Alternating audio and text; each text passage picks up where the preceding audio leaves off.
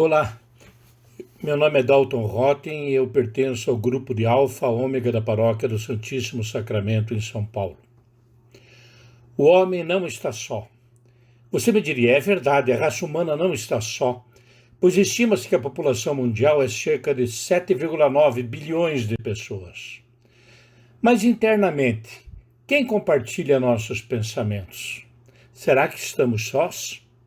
Em 1 Coríntios 3,16, Paulo fala: Não sabeis vós que sois o templo de Deus e que o Espírito de Deus habita em vós? Ele fala de nós cristãos, que em nosso batismo recebemos o Espírito Santo e que ele habita nosso coração. Nós temos o contato com o sagrado que existe em nós. E esta é uma dádiva de Jesus, que disse que estaria conosco até o final dos tempos e que enviaria o Paráclito, o Espírito Santo, para que não estivéssemos a sós. Numa outra oportunidade, poderemos falar amplamente da maravilhosa ação do Espírito Santo em nós.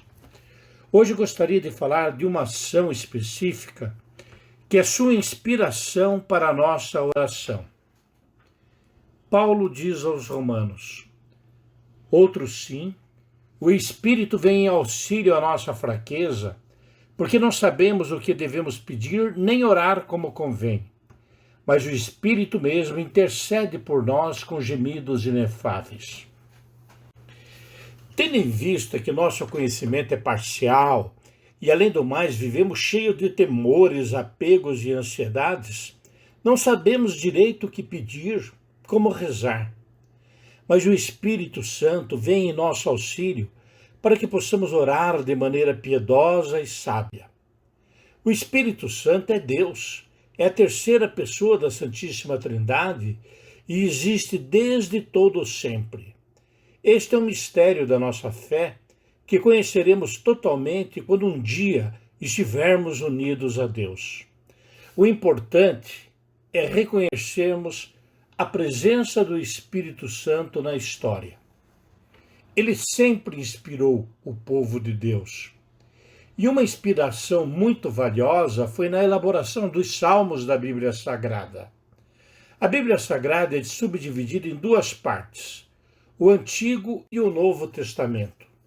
O Antigo Testamento inicia-se com a criação do mundo e termina com a encarnação de Jesus Cristo. O livro dos Salmos pertence ao Antigo Testamento e descobrir a época de composição de cada salmo tornou-se infrutífero ao longo da história de pesquisa bíblica. Sobre quem escreveu o livro de Salmos, devemos saber que não foi apenas um autor.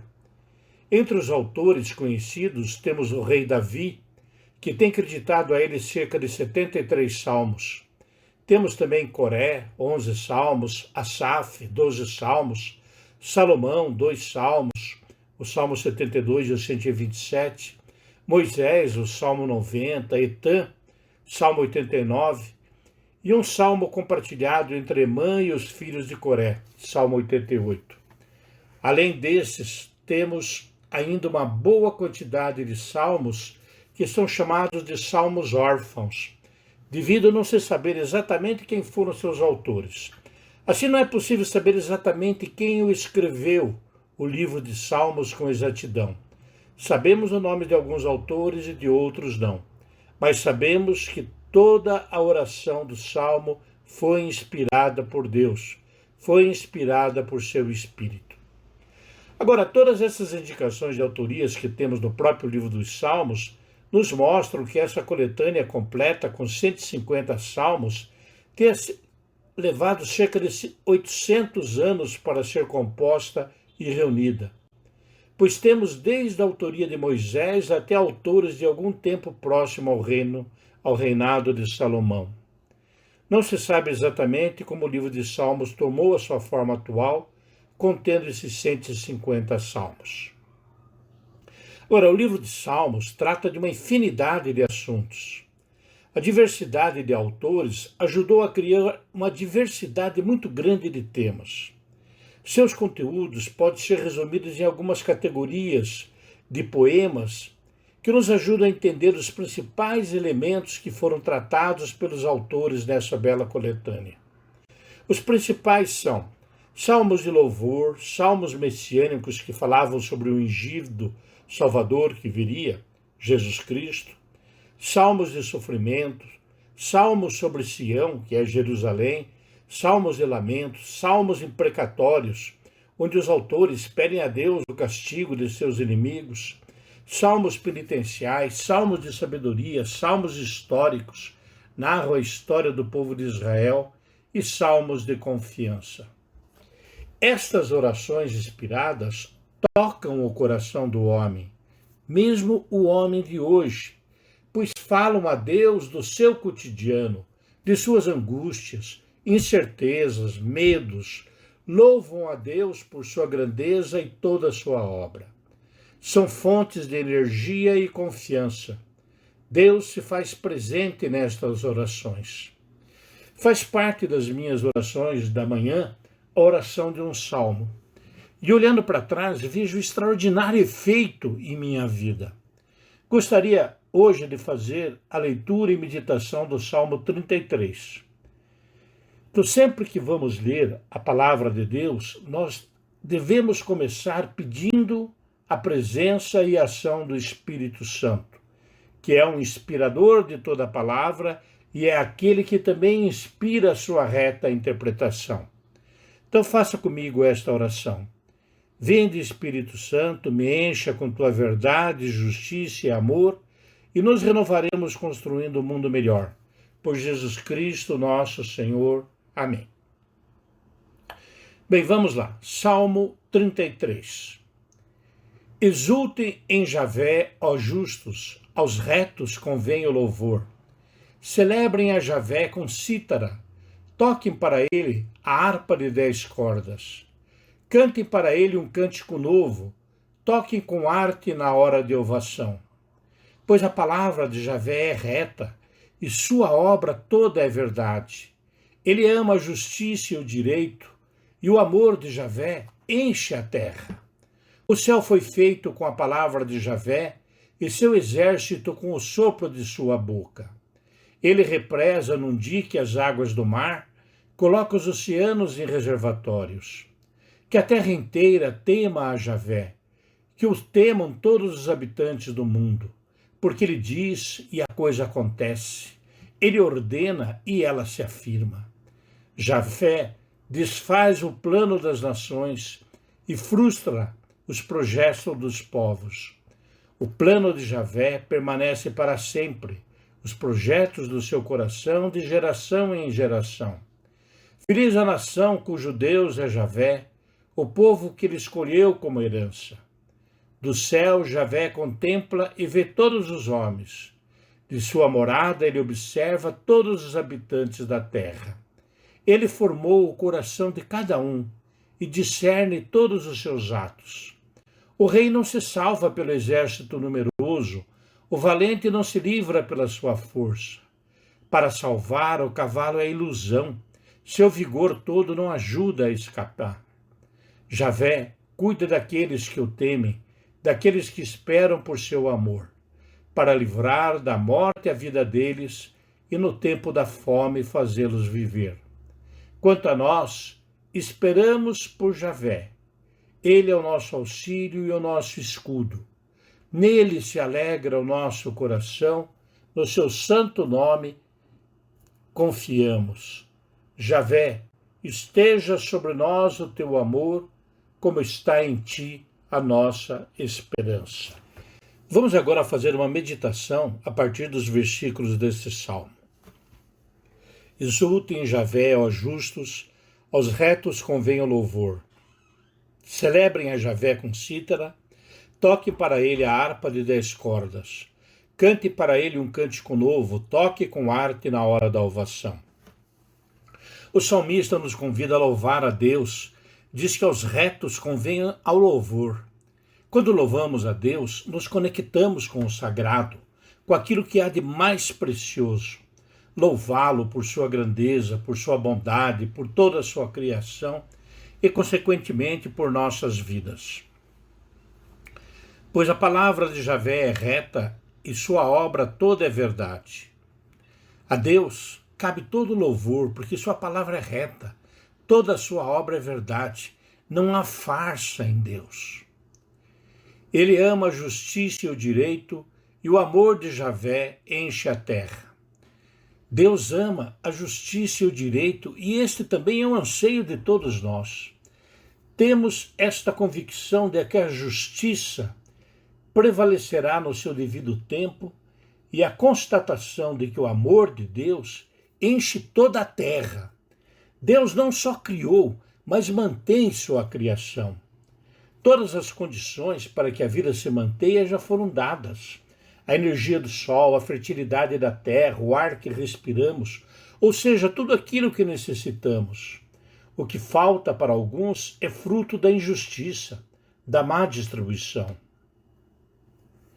O céu foi feito com a palavra de Javé e seu exército com o sopro de sua boca. O poder da palavra de Deus criou toda a natureza. Ele represa num dique as águas do mar, coloca os oceanos em reservatórios. Vejam o equilíbrio reinante entre todas as coisas, tudo para que haja vida, tudo no seu devido lugar. Que a terra inteira tema a Javé, que o temam todos os habitantes do mundo. O temor não significa medo, mas reverência àquele que tem todo o poder. Porque ele diz e a coisa acontece, ele ordena e ela se afirma. Javé desfaz o plano das nações e frustra os projetos dos povos. O plano de Javé permanece para sempre, os projetos de seu coração, de geração em geração. O que afirmam estes versículos é maravilhoso, que Deus tem um plano que está se realizando e se concretizará totalmente. Tudo aquilo que se opõe ao reino de Deus desaparece. É só olhar a história. Quantos reinos se foram? Quantos planos se frustraram? Mas os projetos do coração de Deus permanecem de geração em geração. Ou seja, não é um barco furado. Não existe nenhuma incerteza. Sabemos de antemão para onde rumamos e que chegaremos lá. Feliz a nação cujo Deus é Javé, o povo que ele escolheu como herança. Aqueles que estão em Deus, que o adoram e amam, são felizes. E um povo escolhido como herança pelo próprio Deus. Ou seja, nós estamos unidos a Ele porque Ele nos escolheu. Ele deu o primeiro passo. Do céu, Javé contempla e vê todos os homens. De sua morada, ele observa todos os habitantes da terra. Deus não está ausente da sua criação, mas a contempla e observa cada um de nós. Ele está presente. Ele formou o coração de cada um e discerne todos os seus atos. Ele que nos criou conhece cada um de nós, sabe das nossas necessidades, dos anseios dos nossos corações. Ele conhece as nossas motivações. Para ele, somos transparentes. O rei não se salva pelo exército numeroso, o valente não se livra pela sua grande força. Para salvar o cavalo é ilusão, seu vigor todo não ajuda a escapar. O homem que nega a Deus pensa que pode resolver seus problemas, que pode viver independente. Mas o que diz o salmista é que tudo isto é ilusão. Não será o vigor que o ajudará a escapar, ou então se realizar. Javé cuida daqueles que o temem, daqueles que esperam por seu amor, para livrar da morte a vida deles e no tempo da fome fazê-los viver. Ao dizer que Deus cuida daqueles que o temem, daqueles que estão unidos ao seu amor, diz que ele conhece cada um de nós, que nos protege de todos os perigos e que sempre teremos pão. Mesmo nos piores momentos de crise, temos a esperança da bondade de Deus, que nos alimenta e não deixa faltar o básico, e ele age de diversas formas. A providência de Deus, ela age de diversas maneiras e está sempre presente. Quanto a nós, esperamos por Javé. Ele é o nosso auxílio e o nosso escudo. A nossa esperança não está na poupança, nos bens acumulados, mas em Deus, que nos dará e dá o auxílio necessário, e é o nosso escudo contra todo e qualquer mal. Nele se alegra o nosso coração, no seu nome santo confiamos. Por isso me alegro. Todo receio se desfaz e me encho de confiança, não em meu próprio poder, mas no santo nome de Deus. E aí o salmista conclui: Javé, esteja sobre nós o teu amor, como está em ti a nossa esperança. Esta é a graça que devo e quero pedir. Que o amor de Deus jamais se afaste de nós, ou de outra forma, que nós nunca nos afastemos de Deus, pois nele está toda nossa esperança. E aí, como você se sente? Depois de meditar as maravilhas desse salmo, o que resta no seu coração? Saber que Deus, que nos criou, está presente junto de nós e que tem um plano de amor que se realizará, não te enche de alegria e dissipa toda a incerteza? O mundo passa, mas nós permaneceremos em Deus. Afinal, o homem não está só. E eu falei em nome do Pai, e do Filho, e do Espírito Santo. Amém.